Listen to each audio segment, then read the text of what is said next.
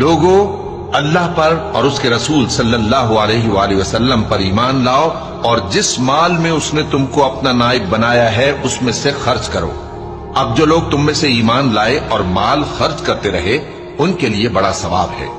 اور تم کیسے لوگ ہو کہ اللہ پر ایمان نہیں لاتے حالانکہ اس کے پیغمبر صلی اللہ علیہ وآلہ وسلم تمہیں بلا رہے ہیں کہ اپنے پروردگار پر ایمان لاؤ، اور اگر تم کو یقین ہو تو وہ تم سے اس کا عہد بھی لے چکا ہے۔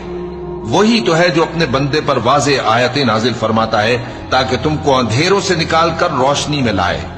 بے شک اللہ تم پر نہایت شفقت کرنے والا ہے، مہربان ہے۔ اور تم کو کیا ہوا ہے کہ اللہ کے رستے میں خرچ نہیں کرتے حالانکہ آسمانوں اور زمین کی وراثت اللہ ہی کی ہے؟ جس شخص نے تم میں سے فتح مکہ سے پہلے خرچ کیا اور جنگ کی، وہ اور جس نے یہ کام بعد میں کیے وہ برابر نہیں۔